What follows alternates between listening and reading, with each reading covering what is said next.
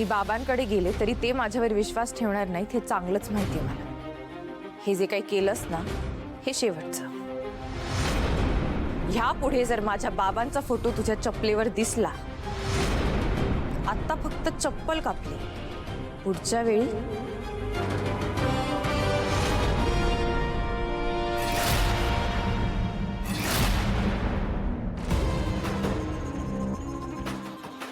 हरलं की चिडायला होतं ना,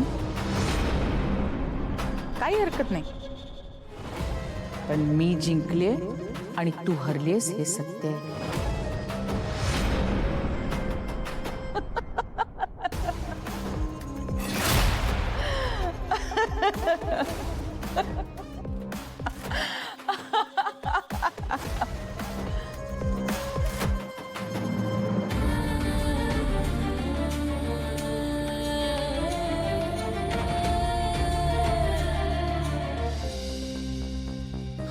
शुभ चाय। अगं नको मला।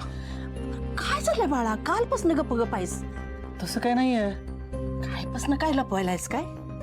अगं तसं काहीच नाहीये, चल येतो मी। अरे शुभ, अरे थांब की, काय पोरग आहे?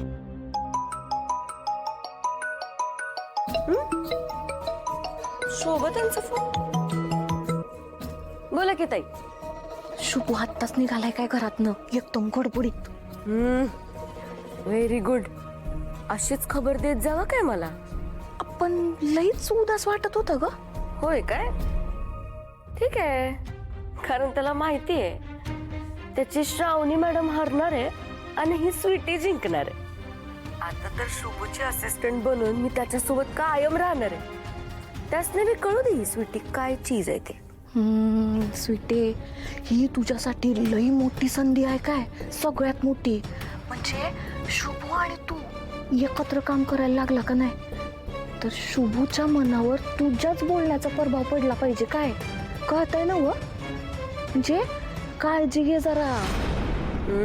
तुम्ही बघच आता मी काय काय करतो ते। शुभू यायला लागलोय मी, तयार राहा। कोणाला तरी तुमच्याशी व्हिडिओ कॉलवर बोलायचंय। कोणाला बोलायचंय?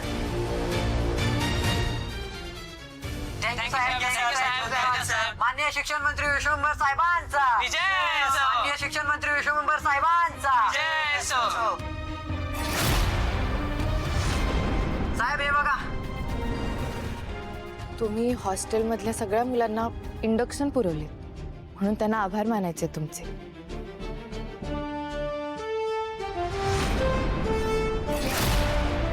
खरंच साहेब तुम्ही देवासारखे धावून आलात। आम्ही वरण भात किंवा खिचडी खाऊन आम्ही इथं हॉस्टेलमध्ये राहू शकतो आणि आमच्या कॉलेजच्या सर्व ऍक्टिव्हिटी पण करू शकतो आणि आता आम्हाला सर्वांना घरी जायची पण काय गरज नसेल। हो साहेब, माझं गाव इथून खूप लांब आहे आणि माझ्याकडे येण्या जाण्यासाठी पैसे पण नव्हते आणि तुम्ही आम्हाला जी ही व्यवस्था केली आहे त्याच्यामुळे आम्हाला जो होणारा त्रास होता तो आता नाही होणार। खरंच साहेब, थँक्यू साहेब। अरे ज्ञानेश्वर काय चाललंय? अरे नाही बस बस नमस्कार साहेब। खरं सांगू, काल आम्ही अख्खं हॉस्टेल रिकामं करायला घेतलं होतं,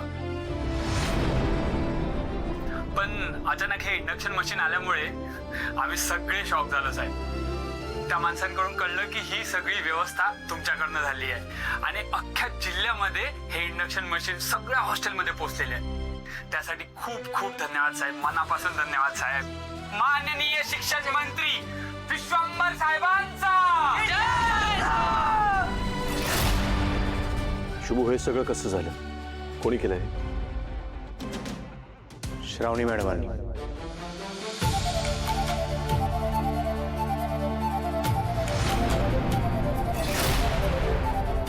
श्रावणीने हे जरी केलं असलं तरी ती टास्क जिंकलेली नाहीये,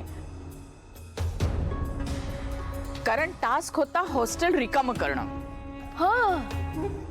मुळात हे सगळं मी फक्त टास्क जिंकण्यासाठी म्हणून केलेलंच नाही आणि तुम्हाला असं म्हणायचं असेल की मी हरले तर ठीक आहे, मला माझी हार मान्य आहे, पण मला एका गोष्टीचं समाधान असेल की मी या मुलांचा प्रश्न सोडवला।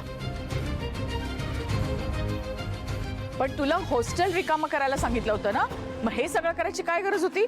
गरज होती, कारण मुळात बाबांचं हॉस्टेल रिकामं करायला सांगण्याचा निर्णय मला चुकीचा वाटला होता. राजकारणातलं तुला माझ्यापेक्षा जास्त कळतं का? माझा निर्णय चुकीचा वाटत होता? नाही नाही बाबा, मला असं अजिबात म्हणायचं नाही. अहो पण हॉस्टेल रिकामं करायला सांगितल्याने तुमचंच नाव खराब होणार होतं आणि मुलं कुठनं लांबून आली आहे तिथे शिक्षणासाठी. आता ऐकलत ना तुम्हीच. अहो मुलं कुठल्या परिस्थितीत राहतात, गावात इलेक्ट्रिसिटी नसते, काही ठिकाणी तर इंटरनेटची सुविधा सुद्धा नाही आहे. मग अशा परिस्थितीत मुलांनी ऑनलाईन क्लासेस कसे काय अटेंड केले असते? मी खूप मुलांना भेटले, त्यांच्याशी बोलले, त्यांचे प्रॉब्लेम समजून घेतले आणि मग मला ही इंडक्शनची आयडिया सुचली. आयडिया सुचल्याने झालं.